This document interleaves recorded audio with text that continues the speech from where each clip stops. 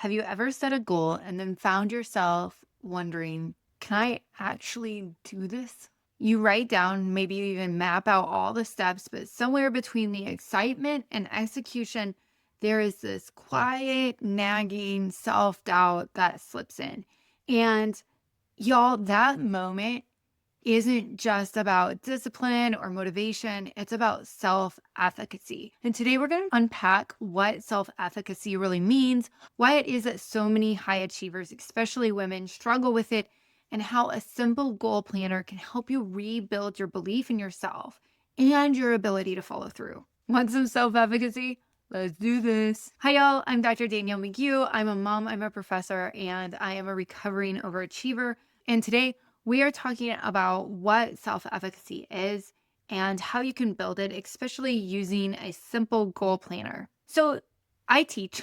I'm a professor. I've been teaching for about 22 years. Okay, we're going to try this again, Katie. All right, you're not even supposed to be up here. For those of you watching, I have a guest with me today. This is my dog, Katie. Carrot is at my feet. They really shouldn't be in here with me while I'm recording. It is an absolute distraction. So I wanted to talk about self-efficacy for a couple of reasons. First off, I have seen with myself, with clients that I've worked with, also having taught for 22 years in a college classroom, this concept of self-efficacy is huge. And I want to really quickly define it because in the definition and understanding the definition, you're going to automatically see how incredibly important it is. So psychologist Albert Bandura defines self-efficacy as a person's belief in their capacity to execute behaviors necessary to produce specific performance attainments. So in everyday people terms, it's your belief that you can make things happen. It's not necessarily about confidence in general.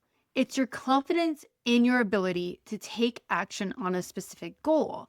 And if you believe that your actions matter, you show up differently, you plan differently, and you recover from your setbacks differently. And so self-efficacy is a really important predictor of success. And that's pretty cool because it's also something that we can learn. It's trainable. It's something that we can learn to do better. So one of the things that I've always been really interested in is why is it that women in particular, but I see this also with high achievers, and why is it that they sometimes struggle with self-efficacy? Here is a group of people that for the most part are really good at stuff. And there's a few reasons though why self-efficacy might be challenging for specific people. One is social conditioning. Many of us, particularly women, have been socialized to overemphasize being helpful, likable, and relational. And oftentimes this comes at the expense of our own agency, right? So I'm supposed to help somebody, whether I have the capacity to do that, whether I have the time to do that, whether that is, and if I don't help them, then they may not like me, and then that might hurt my relationships. So we internalize this belief that we're not supposed to take up too much space or that we're not supposed to pursue our own goals. In fact, to do that is to be selfish.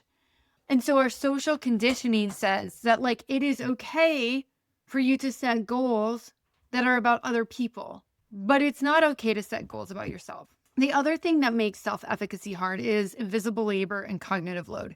So when our brain is holding this mental spreadsheet of everyone else's needs, your families, your teams, your communities, it's easy to feel really scattered, and scatteredness then erodes our belief that we can focus or follow through. Perfectionism is oftentimes something too. So number 3 is perfectionism and outcome focus. So we're oftentimes praised for getting things right, but we aren't praised, especially as women, for taking risks. I pay attention to this all the time with my kiddos because I have a son and I have a daughter. And I really try to pay attention to ways that I might be rewarding my son for taking risks in a way that I'm not rewarding my daughter. And what can happen is we can attach our success, our outcomes to our identities. And so then when we fail, it feels like an identity loss, not just oh, that didn't work out. It feels like, oh, I suck. I'm not good enough. And so we tend to attach our worth to the result instead of the process. And that can really unintentionally weaken our self-efficacy or belief ourselves. And then the final fourth thing that I want to talk about is compassion fatigue. So a lot of times we are given so much compassion for others that comes more naturally to us than having compassion for ourselves. I can tell you, I've worked with so many people that are such beautiful, giving, loving humans. And then the way that they talk to themselves is full of negativity, shame, guilt. And so it's really easy for us to sometimes extend all of this compassion and grace to other people. But when it comes to ourselves, it tends to reinforce any self-doubt that we have instead of resilience. So what kind of happens is that we quit setting big, bold goals, or we set them half-heartedly, or we actually plan for expected failure instead of expecting success from ourselves. And you all, I see this in so many ways. I have a whole class full of students that are starting podcasts, a class called Start a Podcast. And it's a challenging class. Students see it on the books. They get super excited. They're like, oh my gosh, a podcasting class. This is so hip and rad. And they want to join it. And then I'm like, hey, we're going to start an actual podcast. And there's all sorts of resistance. There's resistance to creating something that's actually going to be public and out in the world, and all the pressure that comes with that. But a huge barrier for many of my students, unless they're my digital media students, they tend to be a little bit more confident. But a lot of my students lack a belief in themselves when it comes to them having tech skills. And I will tell you all, I probably would have started this podcast 5 years earlier than I did, because I was like, well, I just can't, I don't do techie stuff. And I struggle with tech hardcore. It is something that I have to work at. It's something that I can actually enjoy though. And it's something that I'm actually capable of, but I didn't believe that for a very, very long time. And what I see happening too is that a lot of my students will put that off because they have anxiety around it. So they procrastinate the thing that they know they're going to struggle with. And then they'll start doing it. And because it doesn't come to them really quickly or easily, that reinforces their belief that I just suck at this. Or they'll like tell, like, oh, it's just the technology, like this program doesn't work. And I'm like, actually, it's you. Sorry. It is really you, but you are capable of learning it. You need to fuss through it. And it's been so fascinating to me to kind of watch that. But I see this with all sorts of goals, especially a lot of our really sticky goals, the ones that were really like, if you are choosing goals that are high leverage, these are goals that if you could really achieve this goal, it would make a massive difference in your life. It would be a keystone thing. For some people, this might be decluttering. For other people, it's like finally exercising consistently, frequently. I think that different people have their own sort of Achilles heel of what the goal is, that they know that if they could just set that goal, achieve that goal, that it would unlock all sorts of other things for them. And the thing is that when you are setting that goal, that one that is the sticky one, those are oftentimes the places too that we lack the least amount of self-efficacy. So how do we build self-efficacy? Danielle, you said that this is a learnable skill. How do we actually learn it? So there's a lot of different ways that we can learn self-efficacy. There's so much literature in pedagogy that's the study of teaching and learning. So in research around teaching and learning, there's so much stuff around self-efficacy. But one of the things that I wanted to sort of zero in on today, because it's a really lovely place to start, is using a really good goal planner. Goal planners are not like notebooks. They are not necessarily your day-to-day agenda books either. They're kind of somewhere in between. And you can get planners that are your weekly, monthly, daily planning that also have goal systems baked into them. But a really good goal planner, the reason that I love it is that it's really a training ground for self-efficacy. And here's how. One, it's going to start externalizing your processes and your progress. So when you track your goals, you're collecting data, and that gives you information on how to continue to take action and how to refine your action. Now, if you all have been listening to me for a little while, thank you. I really appreciate it. You know that I like have resistance to traditional tracking. I actually don't mind tracking things. I don't like always, like traditional habit trackers where you like put a sticker on or you cross out a mark. Like, I don't know why I have some resistance to that, but I do it every once in a while to get me back on track. But it's like not a forever behavior for me. And I've just sort of accepted that that's a tool that I'll use over time. I struggle with things like tracking food or even doing a really intricate time audit feel almost too like micromanagey. But I have realized over time that I actually do like to track data. It's just how I track data is a little different. So I like to journal as a way of tracking data. I like to do reflection prompts. And those are ways that I'm actually collecting data on myself as well. And it feels more meaningful to me and I don't know, cozy, ooey gooey than some sort of like just like crossing off a box. But y'all, if you like crossing off boxes, that's awesome. That means you have even more tools available to you. And I do have that tool available to me. I just know that I only kind of use it in a pinch. So, goal planners are often encouraging you to engage in some sort of reflection. Some of them actually do have those habit trackers and things like that so that you can cross things off. It also is just a place and like one book that you can put all of your junk and you can go back and you can look at it and you can look for those patterns. And that's really, really, really, really helpful for me. The second thing that I love about goal planners is they almost all help you focus on your process and kind of can wiggle jiggle you out of perfectionism. So, well designed planners are going to ask you reflective questions like what worked, what didn't, how could you adapt, what did you learn about yourself this week? The goal of those questions is not for you to get all judgy McJudgerson on yourself. It is so that you can start approaching yourself with curiosity. And I think that curiosity is, and being able to relate to yourself with an attitude, a posture of curiosity is one of the key components of you developing self-efficacy. Because what really happens is where it's like, hey, look at what's done is done, right? What did I learn this week? I learned that I'm going to need a little bit more space. I learned that I overplanned. I learned that I can't do more than 4 meetings in a week. I learned that I'm going to have to do some meal planning. Otherwise, we're going to eat cereal every night. I learned that I need to put some things in the back of our van so that when we have really busy activity weeks, those things are just ready to roll. When you start to learn those things about yourself, you can better prepare for them. The other thing is goal planners scaffold our success. So they create a rhythm. So I like to think about my planning as a system. So I have, you know, weekly processes and daily processes and monthly processes, and you put them all together and you have this amazing rhythm to everything.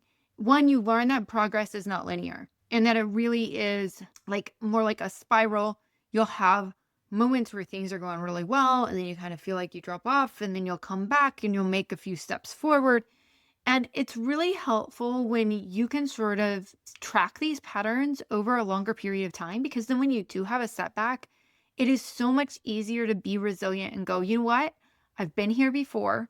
This just happens sometimes. What do I need to move through this? And when you plan weekly, when you reflect regularly and adapt, you're wiring your brain to expect small wins and to recover from dips. For goal planners, build identity-based consistency. So for me, I take an identity-based approach to goal setting, which means I think, what are the goals that I need to set that make me more who I want to be? And it's a way for me to have agency over the life that I have. And how am I actively creating or at least co-creating the life that I have? And each time that I plan and I reflect, I'm reinforcing my identity as someone who takes herself seriously. I am a person who follows through. I am the person that makes plans and then follows through on them. I am the sort of person who this identity then becomes a soil where our self-efficacy grows. So, one, if you're looking for a good goal planner, I really love the Sense the Possibilities Planner and Journal that I have on my website, plangoalplan.com/planners. Or if you just go to plangoalplan.com, there'll be a planner tab at the top. Some of the other ones that I like, because I always like to give people options Because even though I love mine, you might find yourself like maybe you like that, but you need more than one. Maybe you just want to experiment with a couple. I really like the Cultivate What Matters power sheets, is what they're called. I'm a huge fan of the Moxie Life system. I don't love the planners. They're great, but like they don't quite work for me. But they have also these companion journals that I think are pretty sweet. Clever Fox is super affordable and has some great goal setting work at the beginning of any of their planners. I'm a big fan of that as well. So, what I think is really unique about either Cultivate What Matters or the Sense of Possibilities Planner and Journal is that they are not a complete planning system. And I actually think it's really nice to have a place to just kind of reflect and do all the juicy stuff you need to with your goals. But it feels like it contains it just a little bit more. And then I like to kind of move it into my planner. Sometimes I like having it together. Sometimes I really like having a container for each. But I want to give you a few tips on how to use your planner as a self-efficacy tool. Okay. So I want you to think first with micro goals. What I find is that people that have strong senses of self-efficacy, jumping into something wild like impossible goals or stretch goals is really, really great. But if you are in a place, particular, like remember, you probably have self-efficacy in certain areas of your life. Self-efficacy is about a specific goal. So if you have a specific goal that you are struggling with self-efficacy around, start with a micro goal. Pick something that's really small that success is inevitable. And what happens is that when all of a sudden you make success inevitable, when you keep showing up and making things happen, you're going to build self-efficacy. You're going to start believing, oh, I can do this. I can do this. I did it last week. I can do it again this week. Right? So make something super small that success is inevitable. And success is defined on your terms, y'all. Step 2, reflect weekly. Don't just track what you did, reflect on how you showed up. So one of the reasons that I love the Sense of Possibilities Planner and Journal is that it has weekly check-ins. That is not something that Cultivate What Matters has. The Moxie Life system does have weekly check-ins, and I really like that. But I want you to ask yourself some simple things like what made things easier this week? What made it harder? Was there something that surprised you? Right? I want you to third, document your wins. Documenting your wins is so important to self-efficacy. We talk about it all the time. Celebrate your wins, celebrate your wins. Y'all, overachievers, women that are navigating all of the things, we don't slow down enough oftentimes to document our wins. The problem is that if we don't recognize our wins, acknowledge them, sit in them for a bit, it's really easy to just ignore them. And when we ignore them, it's like ignoring evidence that we can do it. And so it's easier to keep believing all of the negative things and noticing and paying attention to all the things that are going wrong. So instead, we need to build the evidence that things are working for you. Step 4, name your supports. Self-efficacy does not mean self-sufficiency. I'm going to say that again. Self-efficacy does not mean self-sufficiency. It means believing that within your current skills, tools, and relationships, you can handle what is ahead. That does not mean that you have to handle it by yourself. Name your supports. You all, belief is not something that you either have or you don't have.